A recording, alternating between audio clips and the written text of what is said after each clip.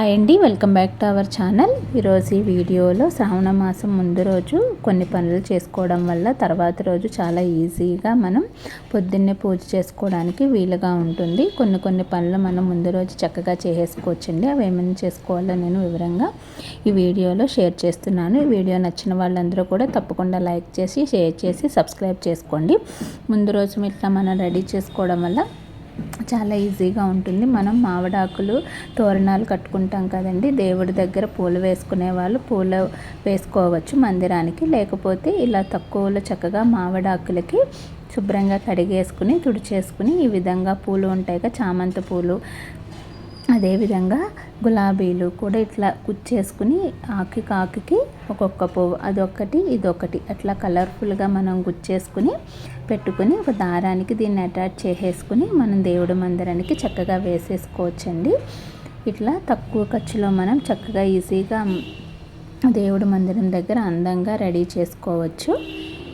మనం ముందు రోజు కొన్ని పనులు చేసుకోవడం వల్ల తర్వాత రోజు మనకి పూజ చేసుకోవడానికి టెన్షన్గా అనిపించదు.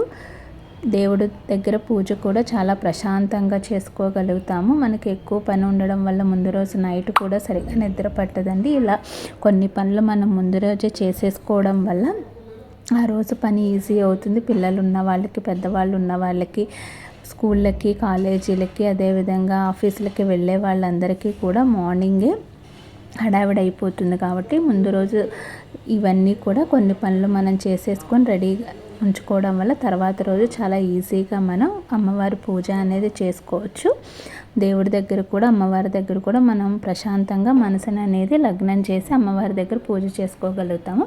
ముందు రోజు నైట్ ఈ విధంగా కిచెన్ గట్టిన అంతటినీ కూడా క్లీన్ చేసేసుకోవాలి. సామాన్లు ఏమీ ఉంచుకోకుండా రేపటికి ఏమేమి అవసరం అవుతాయో అవన్నీ కూడా చక్కగా నీట్గా క్లీన్ చేసేసుకుని ఉంచేసుకోవాలన్నమాట. ఈ విధంగా నీట్గా ఉంచుకోవడం వల్ల తర్వాత రోజు మార్నింగ్ మనం చాలా ఈజీగా పని అనేది చేసుకోగలుగుతాం. ముందు రోజు ఈ విధంగా బెడ్షీట్లు అన్నీ కూడా వేసేసుకుని నీట్గా వేసేసుకోవడం వల్ల ఈజీగా అనిపిస్తుంది. అదేవిధంగా పూజా మందిరం కూడా శుభ్రంగా క్లీన్ చేసేసుకుని బొట్లు అవి పెట్టేసుకోవచ్చు. అదేవిధంగా పసుపు, కుంకుమ, మనం దేవుడి దగ్గర ఏమేమి అవసరమవుతాయో అవన్నీ కూడా రెడీ చేసుకోవాలి. అక్షంతలు, ఒత్తులు ఆ రోజు మర్చిపోకుండా ఉంటామన్నమాట. అగ్గిపెట్టి, దారబంది, అమ్మవారికి మనం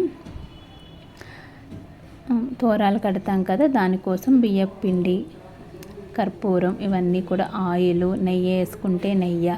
అదేవిధంగా ముందు రోజు ఈ విధంగా కలసం చెంబు, దేవుడి దగ్గరికి ఉండే పంచపాత్ర, గంట, హారతి పళ్ళాలు, అదేవిధంగా మనకి ఇవన్నీ తులసమ్మ దగ్గర పెట్టుకోవడానికి ఇవన్నీ కూడా మనం ముందు రోజే రెడీ చేసేసుకోవాలి. అదేవిధంగా వినాయకుడి పూజ కోసం ఎక్స్ట్రా ప్లేట్లు, అందులో బియ్యం పోసుకొని పెట్టుకుంటాం కదా, దానికోసం ఒక ప్లేటు, అదేవిధంగా అమ్మవారిని పెట్టుకుంటాం కదా బియ్యం పోసి, ఆ విధంగా ఇవన్నీ కూడా ముందు రోజు మనం నీట్గా కడిగేసుకుని తుడిచేసుకుని ఒక దగ్గర పెట్టుకుంటే ఆ రోజు ఈజీగా ఉంటాయి. వెండి సామాన్లు కూడా ఏమేమి ఉంటాయో అవన్నీ కూడా నీట్గా ముందు రోజు చక్కగా కడిగేసుకోవాలి. అదేవిధంగా ముందు రోజు ఇట్లా మనకి కావలసిన 2 కొబ్బరికాయలు అమ్మవారి దగ్గర కలసంలో పెట్టుకోవడానికి, ఒకటి కొట్టడానికి అనమాట. అదేవిధంగా మామిడాకులు, అరటిపళ్ళు తాంబూలం పెట్టడానికి. ఇలా ఒక మామిడాకు మనం అందులో వేస్తాం కదా అమ్మవారికి కలశంలో, అట్లా ఒక మంచి మామిడాకుని తీసుకొని పెట్టుకోవాలి. అదేవిధంగా అలంకరణకు కూడా పూలు, తమలపాకులు అమ్మవారికి వేయడానికి, పటానికి వేయడానికి, అదేవిధంగా కలశం దగ్గర మనం గుమ్మానికి తోరణాలు కట్టుకోవడానికి, ఇలా విడిపూలు అమ్మవారి దగ్గర పూజ చేసుకోవడానికి, అలంకరణకి ఈ విధంగా ముందు రోజే నేను తోరాలకి అని చెప్పాను కదా, ఈ విధంగా కట్టేసుకొని పెట్టుకోవడం వల్ల చాలా ఈజీగా మనం రెడీ చేసుకోవచ్చు. అదేవిధంగా ప్రసాదాలకు కూడా ఏమేమి కావాలో ముందు రోజు ఈ విధంగా రెడీ చేసుకోవాలి. శనగపప్పు, అదేవిధంగా శనగలు, బెల్లము, బియ్యపు రవ్వ, ఇవన్నిటితో మనం ఏమేమి ప్రసాదాలు చేసుకోవాలనుకుంటున్నామో ప్రసాదాలన్నిటికీ సంబంధించి కూడా మనం నైటే ఒక చోట పెట్టేసుకోవడం వల్ల మార్నింగ్ హడావిడి లేకుండా ఎత్తుక్కోకుండా ఉంటాము. మేము ముందు రోజు ఈ విధంగా పప్పు ఉంటుంది కదా శనగపప్పుని, దాన్ని నైటే నానబెట్టేసుకుని తర్వాత రోజు పూర్ణం వేసుకోవాలి. ఒక్కొక్కళ్ళు ముందు రోజు వేసుకుంటారు, అలా కూడా వేసుకోవచ్చు. అలా వేసుకునేటప్పుడు శుచిగా స్నానం చేసేసి కిచెన్ గట్ట అంతా కూడా క్లీన్ చేసేసుకుని ప్రసాదం చేసుకోవచ్చు. అదేవిధంగా సోయాపిండి కోసం మనం బూరెలు చేసుకోవడానికి సోయాపిండి రెడీ చేసుకుంటాం కదా, దానికి ఒక గ్లాసు మినపగుళ్ళు వేసుకుంటే 2 గ్లాసులు రేషన్ బియ్యం వేసుకోవాలి. రేషన్ బియ్యం వేసుకోవడం వల్ల మనకి బాగా వస్తాయి అన్నమాట. బూరెలు చేదకుండా ఉండాలంటే అందులో కొబ్బరికాయను కూడా వేసుకోవాలి.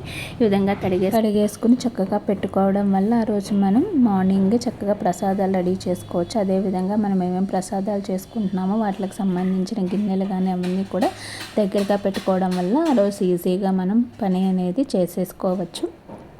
అదేవిధంగా కట్టుకుంటామో శారీసు వాటికి సంబంధించినవి, అదేవిధంగా అమ్మవారి దగ్గర పెట్టుకునేవి కూడా మనం ముందు రోజు అన్నీ ఒక ప్లేట్లో సిద్ధం చేసి ఉంచేసుకుంటే చక్కగా పని అనేది ఆ రోజు ఈజీగా ఉంటుంది. ఒకసారి ట్రై చేసి చూడండి. వీడియో నచ్చితే లైక్, షేర్.